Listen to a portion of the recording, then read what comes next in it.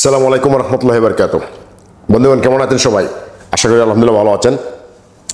আমরা বলছিলাম এর আগের ভিডিওতে যে ছবি অঙ্কন করা, প্রতিমা, মানুষের আন্দাজের উপরে মানুষের আইডিয়া করে ছবি আঁকা, এই বিষয়ে সর্বপ্রথম আল্লাহর এই জমিনে কে কখন কোথা থেকে শুরু করেছিল এবং এর উদ্দেশ্য কি, এবং মুসলিমদেরকে কিভাবে মুশরিক বানায়ে কবরে নিয়ে যায়, সেই বিষয়ে আজকে থেকে না, এটা আরও আগে থেকেই চলে আসছিল। আর এই জন্য মহান রাব্বুল আলামিন আমাদেরকে সতর্ক করে দিয়েছিলেন ওনার কিতাবুল্লাহতে। সূরা নূহ আয়াত নম্বর 23 আপনি পাবেন।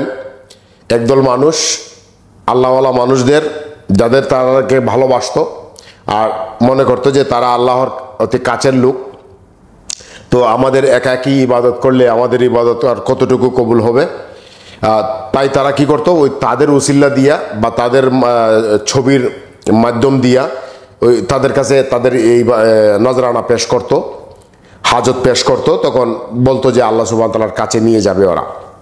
আর এ থেকে শুরু হলো মূর্তি পূজা এই আল্লাহর এই জমিনে। তো আজকে আমরা দেখতে পাচ্ছি আমাদের স্ক্রিনে দুইটা ছবি, দুইটা মানুষ বসা আছে একটা ছবির ভিতরে। এই যে দুইটা মানুষের আকৃতি, মুখের মধ্যে একটা লুক্কা দিয়ে দিছে। মানুষটা বানাইছে ঠিকই, মুখের মধ্যে একটা লুক্কা দেওয়া মানে একটা অপমান করা। তো তার হাত, বডি নমুনা পুরা কিন্তু বানাইছে। এই দুইটা মানুষ এখানে বানাইয়া তারা বোঝাতে চাচ্ছে যে একটা হচ্ছে হযরত আলী রাদিয়াল্লাহু তাআলা আনহু, আর একটা হচ্ছে ফাতিমা রাদিয়াল্লাহু তাআলা আনহার ছবি। এখন আপনি চিন্তা করেন যে এরা কত বড় জাহেল, এরা কত বড় মূর্খ।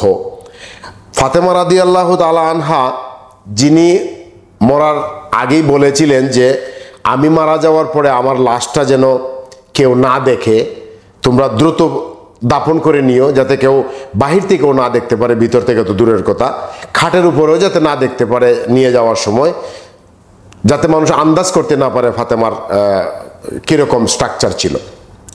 আর ওই ফাতেমার ছবি আঁকিয়া তারা একটা বসাই দিছে আরেকজন আলী রাদিয়াল্লাহু আনহুর ছবি আঁকিয়া। প্রশ্ন হইল যে ওই জামানায় তোরা যে আন্দাজ করে যে ছবিটা আঁকছস, এখন এই যে হাতটা দিলে, জামাটা দিলে, কাপড়টা দিলে, এই যে একটা বডির দিয়ে একটা আকৃতি দিলে, নমুনা দিলে, এটা তোরা কোন থিওরিতে দিলে? এতে কি তাদের ইজ্জত, মান, সম্মান কি বুলন্দিত হলো নাকি নিচে গেল? ওই যে মূর্তি পূজার মতো সূরা নূহের মধ্যে যে 5 জনের নামে যে মূর্তি পূজা শুরু হয়েছিল ছবি আঁকিয়া, এরা হচ্ছে আল্লাহর এই জমিনে বর্তমানে এরা হচ্ছে একটা গ্রুপ, ওই গ্রুপের সিলসিলা। তো ছবি, মূর্তি, এই সময়ের আলী রাদিয়াল্লাহু তাআলা আনহা, ফাতেমা রাদিয়াল্লাহু আনহার জামানায় কি ক্যামেরা ছিল নাকি কোনো ছবি আঁকার লুক ছিল? কারণ রাসূল সাল্লাল্লাহু আলাইহি ওয়াসাল্লাম তো বলে গিয়েছিলেন যে চিত্র অঙ্কন করা বা ছবি আঁকা, হাত দিয়ে ছবি আঁকা, এগুলা হারাম, নিষেধ। সুতরাং রাসূল সাল্লাল্লাহু আলাইহি ওয়াসাল্লামের অনুসারী যারা, তারা তো ওই জামানায় ছবি আঁকতো না, যেহেতু রাসূল সাল্লাল্লাহু আলাইহি ওয়াসাল্লাম অনুসরণ করছিল। তো যদিও এরা আজকে অনেক দিন পরে আইসা ওই নূহ আলাইহিস সালামের জামানার মুশরিকদের কাতারেই তারা আছে, তারা আল্লাহ রাসূল সাল্লামের পরিবারের মানুষদের ছবি আন্দাজের উপরে আইকিয়া এই ছবি পূজা, এই মূর্তি পূজা, এই আকৃতি পূজা, এই প্রতিমা পূজা শুরু করছে। এরই নাম মুশরিক। এরা কখনো মুসলিম হতে পারে না। বিবাহ বার্ষিকী পালন করা যদি জায়েজ হইতো, তাহলে অন্যান্য রাসূল সাল্লামের আরও যে মেয়েরা আছেন, মোট 4 জন মেয়ে আছেন, বাকি 3 জনের বিবাহ বার্ষিকী তারা পালন করছ না কেন? প্রশ্ন না এটা? আল্লাহ সুবহানাহু ওয়া তাআলা এইসব আহলে বায়াতের নাম দিয়ে যাদেরকে ধোঁকা দিয়ে নিয়ে যাচ্ছে, তাদের পিছন থেকে যেন আল্লাহ সুবহানাহু ওয়া তাআলা আমাদের মুসলিম উম্মাহকে হেফাজত করেন। আমিন। আসসালামু আলাইকুম ওয়া রাহমাতুল্লাহি ওয়া বারাকাতুহু।